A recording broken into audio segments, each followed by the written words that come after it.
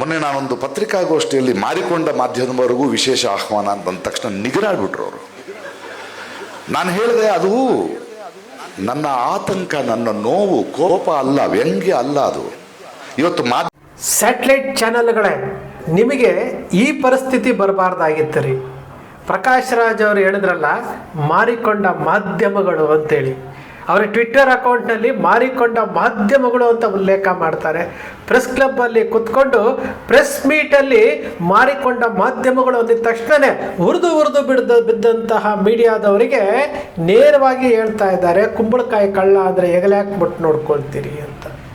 ಮಾರಿಕೊಂಡ ಮಾಧ್ಯಮಗಳು ಯಾವ ಸ್ಥಿತಿಗೆ ಬಂದು ತಲುಪಿದೆ ಅನ್ನೋದಕ್ಕೆ ನಮ್ಮ ಕಣ್ಣು ಮುಂದೆ ಇರುವಂಥ ಒಂದು ಜೀವಂತ ಸಾಕ್ಷಿ. ಗೋಧಿ ಮೀಡಿಯಾ ಅಂತ ಇದ್ದಾರೆ, ಮಡಿಲ ಮಾಧ್ಯಮಗಳು ಅಂತ ಇದ್ದಾರೆ, ಮಾರ್ಕೆಟಿಂಗ್ ಎಕ್ಸಿಕ್ಯೂಟಿವ್ಗಳು ಅಂತ ಇದ್ದಾರೆ. ಎಲ್ಲವನ್ನೂ ಹೇಳಿದ್ರೆ ನಮಗೂ ಅದಕ್ಕೆ ಸಂಬಂಧವೇ ಇಲ್ಲ ಅನ್ನೋ ರೀತಿಯಲ್ಲಿ ಮುಖವನ್ನು ಒರೆಸ್ಕೊಂಡು ನೇರವಾಗಿ ಅವರ ಕರ್ತವ್ಯವನ್ನು ಅವರು ಮಾಡ್ತಾ ಇದ್ದಾರೆ. ಕರ್ತವ್ಯ ಅಂತಂದರೆ ಸಂವಿಧಾನ ಕೊಟ್ಟಿರುವಂತಹ ಕರ್ತವ್ಯ ಅಲ್ಲ, ರಾಜಕಾರಣಿಗಳನ್ನು ಓಲೈಸುವಂತಹ ರಾಜಕೀಯ ಪಕ್ಷಗಳ ಪರವಾಗಿ ನಿಂತ್ಕೊಂಡು ಮಾರ್ಕೆಟಿಂಗ್ ಎಕ್ಸಿಕ್ಯೂಟಿವ್ಗಳಾಗಿ ಕೆಲಸ ಮಾಡ್ತಾ ಇದ್ದಾರಲ್ಲ, ಆ ಕರ್ತವ್ಯಗಳನ್ನು ಅವ್ರು ನಿಭಾಯಿಸ್ತಾ ಇದ್ದಾರೆ. ರಾಜಕೀಯ ಆಗುತ್ತಲ್ವೇನ್ರಿ? ಈ ಸ್ಯಾಟಲೈಟ್ ಚಾನೆಲ್ಗಳನ್ನು ನೇರವಾಗಿ ಒಬ್ಬ ಚಿತ್ರನಟ, ಬಹುಭಾಷಾ ಚಿತ್ರನಟ ನೇರವಾಗಿ ಹೇಳ್ತಾರೆ ಅಂತಂದರೆ, ಮೊನ್ನೆ ದಿವಸ ಒಂದು ಕಾರ್ಯಕ್ರಮದಲ್ಲಿ ಅವ್ರು ನೇರವಾಗಿ ಹೇಳ್ತಿದ್ದು ಮಾರಿಕೊಂಡ ಮಾಧ್ಯಮಗಳು ಅಂತೇಳಿ. ನಾಗಮೋಹನ್ ದಾಸ್ ಅವರಿದ್ದರು, ಮಾಜಿ CM ಸಿದ್ದರಾಮಯ್ಯನವರಿದ್ದರು. ಅವರ ಮುಂದೆ ಮತ್ತೊಮ್ಮೆ ಪುನರುಚ್ಚರಿಸಿದ್ದಾರೆ ಅಂತಂದರೆ, ಮಾಧ್ಯಮಗಳೇ ನಿಮ್ಮ ನೈತಿಕತೆ, ನಿಮ್ಮ ಮೌಲ್ಯಗಳು ಯಾವ ಪರಿಸ್ಥಿತಿಗೆ ಹೋಗ್ತಾ ಇದ್ದಾವೆ, ನೀವು ಯಾವ ಹಂತಕ್ಕೆ ಇಳಿದ್ಬಿಟ್ಟಿದ್ದೀರಿ ಅಂತೇಳಿ. ಈಗಲಾದರೂ ಬದಲಾವಣೆ ಆಗಿ ಅಂತ ಹೇಳ್ತಾ ಇರುವಂಥದ್ದು. ನಮ್ಮ ಪಬ್ಲಿಕ್ ಟಿವಿಯ ರಂಗಣ್ಣ ಇಡೀ ಪತ್ರಿಕೋದ್ಯಮವನ್ನು ಆಳ್ಬೋದಾಗಿತ್ತು, ರವಿ ಬೆಳಗೆರೆಯವರು ಆಳ್ಬೋದಾಗಿತ್ತು. ಆದರೆ ಸ್ವಯಂಕೃತ ಅಪರಾಧಗಳಿಂದಾಗಿ ತನ್ನದಲ್ಲದ ಕ್ಷೇತ್ರಗಳಿಗೆಲ್ಲ ಕೈ ಹಾಕಿ ಕೊನೆಗೆ ಅವರು ಯಾವುದೇ ಗುರಿಯನ್ನು ಮುಟ್ಟಲಿಲ್ಲ. ವಿಶ್ವೇಶ್ವರ ಭಟ್ರು ಏನೋ ಮಾಡ್ತಾರೆ ಅಂತ ಅಂದ್ಕೊಂಡ್ವಿ, ಏನೂ ಮಾಡಲೇ ಇಲ್ಲ. ಇವತ್ತು ಜಾಹೀರಾತುಗಳೇ ಇಲ್ಲದೆ, ಜಾಹೀರಾತುಗಳನ್ನು ಪ್ರಕಟ ಮಾಡದೆ, ಪತ್ರಿಕೆಯನ್ನು ಪ್ರಿಂಟ್ ಮಾಡದೆ 2 ಕೋಟಿಗೂ ಹೆಚ್ಚು ಜಾಹೀರಾತುಗಳನ್ನು ತೆಗೆದುಕೊಳ್ತಾ ಇರುವಂತಹ ಅತೀ ಬುದ್ಧಿವಂತ ಸಂಪಾದಕರು ವಿಶ್ವೇಶ್ವರ ಭಟ್ರು. ಇನ್ನು ಈಗ ಹಾಲಿ ಇರುವಂತಹ ಪಬ್ಲಿಕ್ ಟಿವಿಯ ರಂಗಣ್ಣವರು ಹಿರಿಯ ಪತ್ರಕರ್ತರು. ಅವರು ಇಡೀ ಪತ್ರಿಕೋದ್ಯಮದ ತಪ್ಪುಗಳನ್ನು ಸರಿಪಡಿಸಿ ಸರಿದಾರಿಗೆ ತೆಗೆದುಕೊಂಡು ಹೋಗಬೇಕಾಗಿದ್ದಂಥ ಪಬ್ಲಿಕ್ ಟಿವಿಯ ರಂಗಣ್ಣವರು, ಅವರೂ ಸಹ ಅವರ ಪಬ್ಲಿಕ್ ಟಿವಿನಲ್ಲಿ ಆಗಾಗ ತಪ್ಪುಗಳನ್ನು ಮಾಡ್ತಾನೇ ಬರ್ತಾ ಇದ್ದಾರೆ. 2,000 ರೂಪಾಯಿ ಚಿಪ್ ಇರ್ಬೋದು, ಮತ್ತು ಸಿದ್ದರಾಮಯ್ಯನವರು ಮುಖ್ಯಮಂತ್ರಿ ಆಗಿದ್ದಾಗ ತಪ್ಪು ಸಂದೇಶಗಳನ್ನು ಕೊಟ್ಟಿರ್ಬೋದಿರ್ಬೋದು. ಪ್ರತಿಯೊಂದು ವಿಚಾರದಲ್ಲೂ ಪಬ್ಲಿಕ್ ಟಿವಿಯ ರಂಗಣ್ಣವರು ಪಬ್ಲಿಕ್ ಟಿವಿಯ ನಡೆಸಬೇಕು ಅಂತೇಳಿ ಮಾಡ್ತಾ ಇದ್ದಾರೆ. ಇತ್ತೀಚೆಗೆ ಪಬ್ಲಿಕ್ ಟಿವಿಯ ರಂಗಣ್ಣವರು ಕೇಂದ್ರ ಸರ್ಕಾರವನ್ನು ತರಾಟೆಗೆ ತೆಗೆದುಕೊಳ್ತಾ ಇದ್ದಾರೆ. ಅದೊಂದು ನಮಗೆ ಸಮಾಧಾನ ತರ್ತಾ ಇರುವಂತಹ ವಿಚಾರ. ಇನ್ನು TV9 ರಂಗನಾಥ್ ಭಾರದ್ವಾಜ್ ಅವರು ಸಹ ಅನುಭವಿ ಪತ್ರಕರ್ತರು. ಅಂತಹ ಅನುಭವಿ ಪತ್ರಕರ್ತರು ಪತ್ರಿಕೋದ್ಯಮವನ್ನು, ಅದರ ಮೌಲ್ಯಗಳನ್ನು ಎತ್ತಿ ಹಿಡಿಬೇಕಾಗಿತ್ತು, ಆದರೆ ಆಗಲಿಲ್ಲ. ನನಗೆ ಆಶ್ಚರ್ಯ ಆಗಿದ್ದೇನು ಗೊತ್ತಾ, ನಮ್ಮ ಅಜಿತ್ ಹನುಮಕ್ಕನವರು ಒಂದು ವಿಡಿಯೋದಲ್ಲಿ ನಾವು ನೋಡ್ತಾ ಇದ್ವಿ. ಸಂಪಾದಕರಾಗಿದ್ದಂತಹ ವ್ಯಕ್ತಿ, ರಾಷ್ಟ್ರವಾದಿ ಪತ್ರಕರ್ತರಾಗಿದ್ದಂತಹ ವ್ಯಕ್ತಿ, ಇವರು ನಿನ್ನೆ ದಿವಸ ಒಂದು ವಿಡಿಯೋದಲ್ಲಿ ಹೇಳ್ತಾರೆ, ಏಷ್ಯಾನೆಟ್ ಸುವರ್ಣ ವಾಹಿನಿ ಏರ್ಟೆಲ್ DTH ಅಲ್ಲಿ ಯಾಕೆ ಬರ್ತಾ ಇಲ್ಲ? ಏಷ್ಯಾನೆಟ್ ಸುವರ್ಣ ವಾಹಿನಿ ಡಿಜಿಟಲ್ ಚಾನೆಲ್ಗೆ ಸ್ವಾಗತ ಅಂತ ಹೇಳ್ತಾರೆ. ಅಂದರೆ ಒಂದು ಸ್ಯಾಟಲೈಟ್ ಚಾನೆಲ್ನ ಮುಖ್ಯಸ್ಥರಾಗಿದ್ದಂಥ ಅಜಿತ್ ಹನುಮಕ್ಕನವರು ಏಕಾಏಕಿ ಫೇಸ್ಬುಕ್ಕಲ್ಲಿ ಬಂದು, ಯೂಟ್ಯೂಬಲ್ಲಿ ಬಂದು ಡಿಜಿಟಲ್ಗೆ ಸ್ವಾಗತ, ಏರ್ಟೆಲ್ನಲ್ಲಿ ಏಷ್ಯಾನೆಟ್ ಸುವರ್ಣ ವಾಹಿನಿ ಯಾಕೆ ಬರ್ತಾ ಇಲ್ಲ ಅನ್ನೋ ವಿಚಾರವನ್ನು ಮಾತನಾಡ್ತಾರೆ. ಅಂತಂದರೆ ಯಾವ ಹಂತಕ್ಕೆ ಬಂದು ತಲುಪಿದೆ ಸ್ಯಾಟಲೈಟ್ ಚಾನೆಲ್ಗಳ ಪರಿಸ್ಥಿತಿ, ಯಾವ ಹಂತಕ್ಕೆ ತಲುಪಿದೆ? ಇದು ಸ್ವಯಂಕೃತ ಅಪರಾಧ. ನೀವು ಮಾಡಿಕೊಂಡಂತಹ ತಪ್ಪುಗಳಿಂದ, ಸ್ವಯಂಕೃತ ಅಪರಾಧದಿಂದ ಇವತ್ತು ಈ ಪರಿಸ್ಥಿತಿಗೆ ಬಂದಿರುವಂಥದ್ದು. ವಿಸ್ತಾರ ಚಾನೆಲನ್ನು ಪ್ರಾರಂಭ ಮಾಡಿದಂಥ ಹರಿಪ್ರಕಾಶ್ ಕೋಣೆಮನೆಯವರು ನೇರವಾಗಿ BJPಗೆ ಸೇರ್ಪಡೆ ಆದಾಗ ಯಾವುದಾದ್ರೂ ಒಬ್ಬ ಪತ್ರಕರ್ತ ಅದನ್ನು ಖಂಡಿಸಿದ್ರಾ? ಯಾವುದಾದ್ರೂ ಸ್ಯಾಟಲೈಟ್ ಚಾನಲಲ್ಲಿ ಸುದ್ದಿ ಮಾಡಿದ್ರಾ? ಮಾಡಲಿಲ್ಲ. ವಿಸ್ತಾರ ಚಾನಲ್ ಕಂಪ್ಲೀಟಾಗಿ ಮುಚ್ಚೋಯ್ತು. ಈಗ ಯಾವುದೋ ಹೆಸರಿಂದ ಬರ್ತಾ ಇದೆ, ಅದು ಸ್ಯಾಟಲೈಟ್ ಆಗುತ್ತೋ ಇಲ್ಲೋ ಗೊತ್ತಿಲ್ಲ.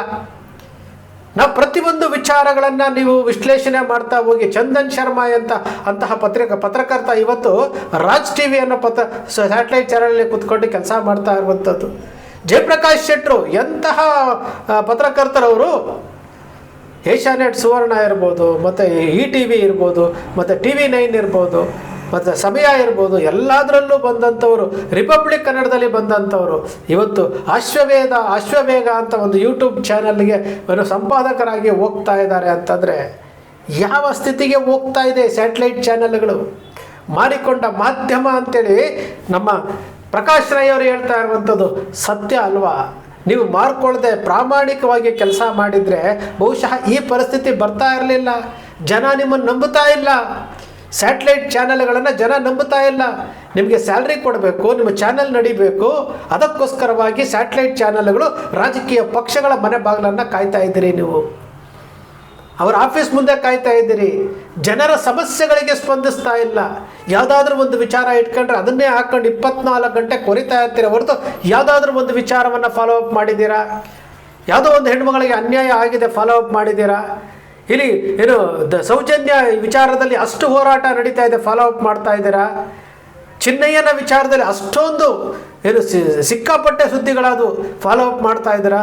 ಯಾವುದೂ ಮಾಡೋದಿಲ್ಲ. ಇವರು ರಾಜಕಾರಣಿಗಳ ಮೇಲೆ ದಾಳಿ ನಡೀತಾ ಇದೆ, ಇದು ಲೋಕಾಯುಕ್ತ ದಾಳಿ ನಡೀತಾ ಇದೆ, ಭ್ರಷ್ಟ ಅಧಿಕಾರಿಗಳ ಮೇಲೆ ದಾಳಿ ನಡೀತಾ ಇದೆ, ಅದ್ರ ಬಗ್ಗೆ ಏನಾದರೂ ಸುದ್ದಿ ಮಾಡ್ತಾ ಇದ್ದೀರಾ ಅಂತಂದರೆ ಯಾವುದೂ ಇಲ್ಲ. ಹಾಗಾದರೆ ನೀವು ಮಾಡ್ತಾ ಇರುವಂಥದ್ದೇನು? ಒಂದು ರಾಜಕೀಯ ಪಕ್ಷದ ಕಾರ್ಯಕರ್ತರು ಏನು ಕೆಲಸ ಮಾಡ್ತಾ ಇದ್ದಾರೋ, ರಾಜಕೀಯ ಪಕ್ಷದ ಏನು ಸೋಷಿಯಲ್ ಮೀಡಿಯಾ ಏನು ಕೆಲಸ ಮಾಡ್ತಾ ಇದೆಯೋ ಆ ಕೆಲಸ ನೀವು ಅನಧಿಕೃತವಾಗಿ ಮಾಡ್ತಾ ಇದ್ದೀರಿ. ಅದು ಬಿಟ್ಟರೆ ಬೇರೆ ಏನೂ ಕೆಲಸ ಮಾಡ್ತಾ ಇಲ್ಲ ನೀವು. ಇದೇ ಮಾರಿಕೊಂಡ ಮಾಧ್ಯಮಗಳು ಅಂತೇಳಿ ಪ್ರಕಾಶ್ ರಾಜ್ ಅವರು ಹೇಳಿದ್ದಕ್ಕೆ ಹುರಿದು ಬಿದ್ರಲ್ಲ.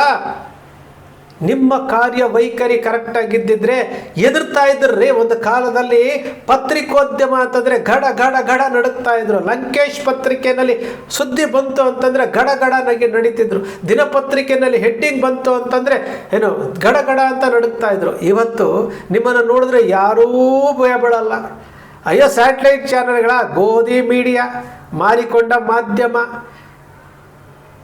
ಈ ಥರ ಮಾಡಿಕೊಂಡು ನೀವು ನಿಮ್ಮ ನೈತಿಕತೆಯನ್ನು, ನಿಮ್ಮ ವ್ಯಾಲ್ಯೂಗಳನ್ನು, ನಿಮ್ಮ ಮೌಲ್ಯಗಳನ್ನು ನೀವು ಕಳ್ಕೊಳ್ತಾ ಇದ್ದೀರಿ ಹೊರತು ಜನ ಡಿಜಿಟಲ್ ಮೀಡಿಯಾಗೆ ಶಿಫ್ಟ್ ಆಗೋಗಿದ್ದಾರೆ. ನೀವು ಏನೇ ತಿಪ್ಪರ್ಲಾಗ ಹಾಕಿದ್ರು ನಿಮ್ಮ ಕಡೆ ಜನ ಬರೋದಿಲ್ಲ. ಇರೋದ್ರಲ್ಲಿ ಇತ್ತೀಚೆಗೆ 2 ಹೆಣ್ಮಕ್ಕಳು ಗ್ಯಾರಂಟಿ ನ್ಯೂಸ್ನ ರಾಧಕ್ಕ ಮತ್ತು ವಿದ್ಯಾ ಮಲ್ನಾಡು ವಿಸ್ತಾರ ಯಾವುದೋ ಒಂದು ಟೈಟ್ಲ್ ಇಟ್ಕೊಂಡು ಬರ್ತಾ ಇದ್ದಾರೆ. ಅವರಿಬ್ಬರು ಏನೋ ಒಂದು ರೀತಿಯಲ್ಲಿ ಈ ನ್ಯಾಯ ಕೊಡುವಂತಹ ಕೆಲಸ ಮಾಡ್ತಾ ಇದ್ದಾರೆ ಅಂತೇಳಿ ನಾವು ನೋಡಬೇಕಾದ್ರೆ ನಮ್ಗೆ ಅನಿಸೋವಂಥದ್ದು. ಇದು ಎಲ್ಲ ಪತ್ರಕರ್ತರು ಮಾಡಬೇಕಾಗಿತ್ತು. ಒಂದು ಪಕ್ಷವನ್ನು ಓಲೈಸ್ಕೊಳ್ಳೋಕ್ಕೆ ಈಗ ಕೇಂದ್ರ ಸರ್ಕಾರದಲ್ಲಿ ಇಷ್ಟೆಲ್ಲ ಅನ್ಯಾಯ ನಡೀತಿದ್ರು ಸಹ ಪ್ರಶ್ನೆ ಆಗದಂತಹ ಪರಿಸ್ಥಿತಿಗೆ ನೀವು ತಲುಪಿದ್ದೀರಿ ಅಂತಂದರೆ ನೀವು ಯಾವ ಹಂತಕ್ಕೆ ಹೋಗ್ತಾ ಇದ್ದೀರಿ? ಮಾರಿಕೊಂಡ ಮಾಧ್ಯಮಗಳು ಅಂತಂದರೆ ಅದು ಟೈಟಲ್ ಅಲ್ಲ, ಅದು ನಿಮಗೆ ಬಿರುದಲ್ಲ. ನಿಮ್ಮನ್ನು ಡಿಗ್ರೇಡ್ ಮಾಡ್ತಾ ಇರುವಂಥದ್ದು, ನಿಮ್ಮ ನೈತಿಕತೆಯನ್ನು ಪ್ರಶ್ನೆ ಮಾಡ್ತಾ ಇರುವಂಥದ್ದು, ನಿಮ್ಮ ಮೌಲ್ಯಗಳನ್ನು ಪ್ರಶ್ನೆ ಮಾಡ್ತಾ ಇರುವಂಥದ್ದು. ಅದು ಒಬ್ಬ ಸಾಮಾನ್ಯ ವ್ಯಕ್ತಿ ಕೇಳ್ತಾ ಇರುವುದಲ್ಲ. ಬಹುಭಾಷಾ ನಟ ಪ್ರಕಾಶ್ ರೈ ಅವರು ಪ್ರೆಸ್ ಕ್ಲಬ್ಬಲ್ಲಿ ಕೂತ್ಕೊಂಡು ಮಾತನಾಡಿರುವಂಥದ್ದು, ಪುಸ್ತಕ ಬಿಡುಗಡೆಯ ಸಮಯದಲ್ಲಿ ವೇದಿಕೆ ಮೇಲೆ ಮಾತನಾಡ್ತಾ ಇರುವಂಥದ್ದು. ಇನ್ನಾದರೂ ನೀವು ಬದಲಾವಣೆ ಆಗಿ ಪರಮ ಪವಿತ್ರವಾದಂತಹ ಪತ್ರಿಕೋದ್ಯಮವನ್ನು ಬಳಸ್ಕೊಂಡು, ಸ್ವತಂತ್ರವನ್ನು ಬಳಸ್ಕೊಂಡು ಈ ಜನರ ಧ್ವನಿಯಾಗಿ ಕೆಲಸ ಮಾಡಿ, ಯಾವುದೋ ರಾಜಕೀಯ ಪಕ್ಷಗಳಿಗೆ ಓಲೈಕೆ ಮಾಡಿಕೊಂಡು ಅವರಿಗೆ ಮಾರ್ಕೆಟಿಂಗ್ ಎಕ್ಸಿಕ್ಯೂಟಿವ್ಗಳಾಗಿ ಹೋಗೋಕ್ಕೆ ಹೋಗಬೇಡಿ. ಸ್ನೇಹಿತರೆ, ನಿಮ್ಮ ಅಕ್ಷರ ಮೀಡಿಯಾ ಸೃಷ್ಟಿ ಮಾಡೋದಿಲ್ಲ, ಕಲ್ಪನೆ ಮಾಡೋದಿಲ್ಲ, ವಾಸ್ತವದ ವಿಚಾರವನ್ನು ವಿಶ್ಲೇಷಣೆ ಮಾಡುತ್ತೆ. ನಿಮ್ಮ ಅಕ್ಷರ ಮೀಡಿಯಾದ ವಿಶ್ಲೇಷಣೆ ನಿಮ್ಗೆ ಇಷ್ಟ ಆಯಿತು ಅಂದರೆ ಸಬ್ಸ್ಕ್ರೈಬ್ ಆಗಲಿಲ್ಲ ಅಂದರೆ ಸಬ್ಸ್ಕ್ರೈಬ್ ಮಾಡ್ಕೊಳ್ಳಿ. ಪಕ್ಕದಲ್ಲಿ ಕಾಣುವಂಥ ಬೆಲ್ ಐಕಾನ್ ಪ್ರೆಸ್ ಮಾಡಿ, ಶೇರ್ ಮಾಡಿ, ಪ್ರೋತ್ಸಾಹ ನೀಡಿ.